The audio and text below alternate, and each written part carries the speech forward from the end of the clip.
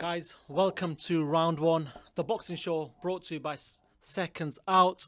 My name's Uni, and my co-host, who's going to be guiding you guys for the next couple of hours through the show, where we'll be talking to loads of guests. We've got about 10 guests lined up for the next 2 hours for you guys.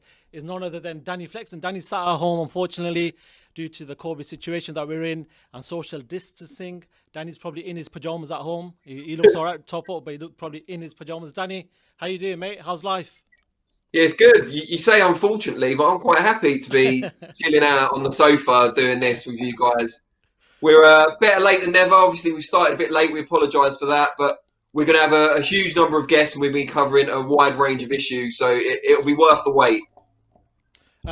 First of all, I need to introduce one half of the dynamic duo in regards to promotional game in the world, none other than Nisse Sauerland. Nisse, how you doing, mate? How's life treating you at the moment? Yeah, I'm doing well. I managed to get a haircut, which is, always a bonus at these times. I won't say how I got that haircut, but no, doing very well, mate. Doing very well. Happy to be here. Haircuts are like gold dust nowadays, mate, to be honest. So Mate, well done. yeah. And another person that we're bringing in for this first topic, and well, for the first two topics, is an unbeaten heavyweight prospect, someone who's been on Seconds Out on the watch along before, in George Fox. George, how you doing out there? How's the lockdown treating you? Yeah, life is good. Some time to spend by myself, still training hard, just working on myself, and yeah, having some downtime. It's all good. What are you doing at the moment? For fighters at this present time, obviously it's a bit of a difficult situation in regards to training. What are you up to at this present time? Yeah, to be fair, it's been a good time to kind of reflect, go back to the drawing board. Just been working on putting a new schedule together. Sat down, well, I should say on Zoom with my team, and just put together, like a platform from everything from meditation to training to recovery. Just got a new schedule together, and we're ready to go. So yeah, it's been a good period. Nisse, you started 2021 off with a bang, so it sort of fits into this topic of the return of boxing in 2021. You've recently announced the signing of none other than Chris Eubank Jr. Just talk to me about that, Nisse. How did that all come about? So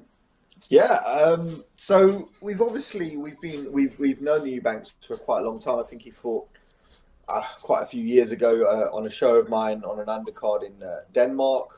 Contact was made. Then he worked obviously with my brother on the Super Series, where they, especially him and Senior, built a good relationship, a trusting relationship. And I think me and my brother, we were looking to make another sort of marquee signing, and we were sort of looking at the landscape of boxing, especially here in the UK, because I live here, and obviously it's the boom place right now, and we just looked at the best sign, let's say, outside of Fury and Joshua that was available, and to see who we had really good relationships, and that's Eubank. And I think marketability, name wise, and talent wise, he's in the top five. So yeah, I mean, we're very happy. We're heading into 2021 with a very good signing. Fingers crossed we'll be able to actually run a show soon. Nisse, you've obviously got Eubank Jr. coming out as soon as possible. I think your brother told me March, April time. But some of the promoters are already at the gates in the UK. Biggest fight so far that's been announced is Frampton bidding to make history, the first Irishman to win world titles at 3 different weights against Jamel Herring on February the 27th, I believe. And we'll talk about Eddie's schedule in a minute, because I know that's being announced later today. But Nisse, first with you, and then we'll move to George. What do you make of Herring Frampton, and who do you fancy it in what seems like a really intriguing fight? I mean, Carl obviously, he started at Super Bantam. Did he start at Bantam or Super Bantam? Super Bantam. I know. Yeah, I know. I know Carl. I've seen him in the gyms. He's a very, very hard worker. I don't know that much about Herring. I know that he's you know, obviously, you know, where he is. He must be a very, very good fighter. But you know, I'm hoping Carl can do it. You know, three-weight world champ is quite an unbelievable feat. And you know, it's not the easiest weight classes. Those, like, you know, those little weight classes. A lot of competition there, and you know, I you know, good luck to Carl, and you know, I like him as a human, and also a lot as a boxer, and I think he's got a very good chance of doing it, making history. What about you, George?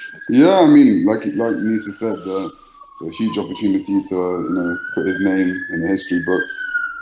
I mean, he's fighting. Again, I don't know so much about Herring. I know he's got a couple of losses on his record.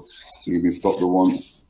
He's a tall southpaw. I think he's 5'10", which at that weight is pretty pretty long. So I don't know how he will negate that challenge. But yeah, you know, all the luck to him, all the blessings to him, and hopefully he can do that and create history.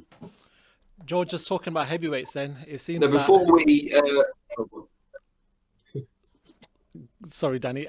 George, just talking about heavyweights, being a heavyweight yourself. March the 6th, it looks like Dillian Whyte, Alexander Povetkin is going to be announced a rematch. It's been delayed forever. We know Povetkin got, you know, COVID-19, so he's a lot better now. It seems that fight's going to be on for March the 6th. Just talk to me about that one quickly. How do you see that one playing out?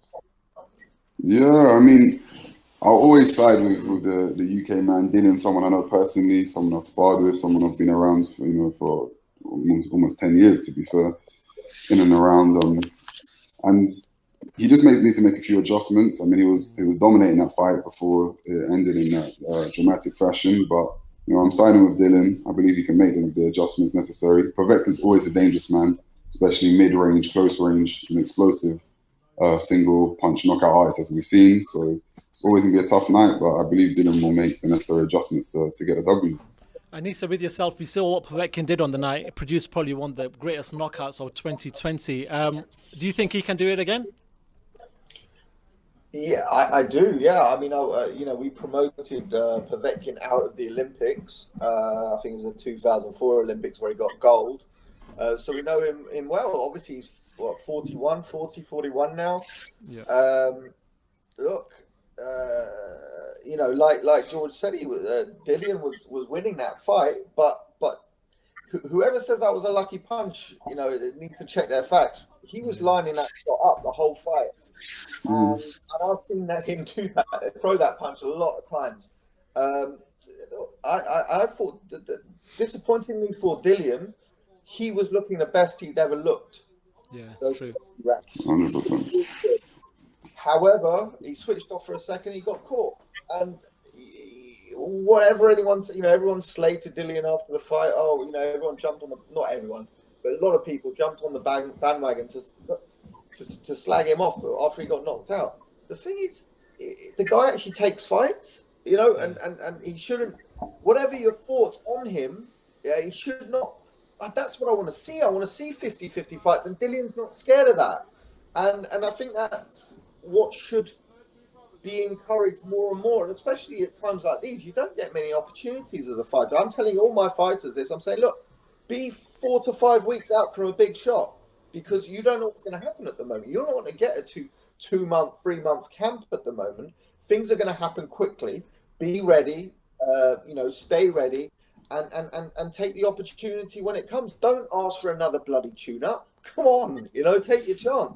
I think a few promoters have said that in this COVID era that there isn't many warm-up fights, there isn't many tune-up fights no more, because you're on TV, and I'm sure, you know, with the slots that people are getting, they need to make it worthwhile nowadays.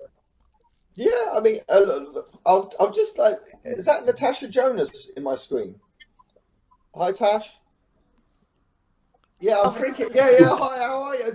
You just keep popping up at me. How are you? All right. Sorry. Yeah, I'm fine too. You threw me a little bit. I was like, why would I ask him Tash? Yeah, no. Listen, like I said, I think we just need to, you know, at the moment, it's obviously the ecosystem of boxing's a bit set back. You know, I feel sorry for the kids who are hoping to make it as a boxer and are giving up on their dreams and becoming, let's say, a trainee plumber or something that's a reliable, good job.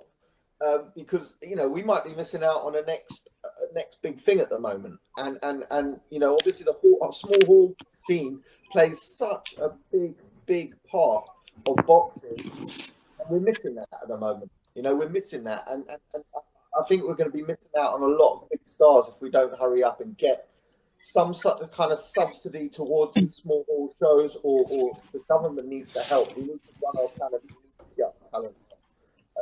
That's enough of my rant. Danny, I actually think. Sorry. As much as I could listen to Nisse all day, I'm afraid this is going to be the first of a number of heartbreaking goodbyes for round one. All right. As we're going to move on to our next Geordie guard weights, and I don't want to argue with him. But Nisse, thanks very much. Cheers, guys. Best of luck with the Eubank. See you, Nisse. All right, George. All right, Take it easy, Nisse. See you soon, man. Cheers, guys. How do I get out of this? And now it's time for some heavyweight happenings.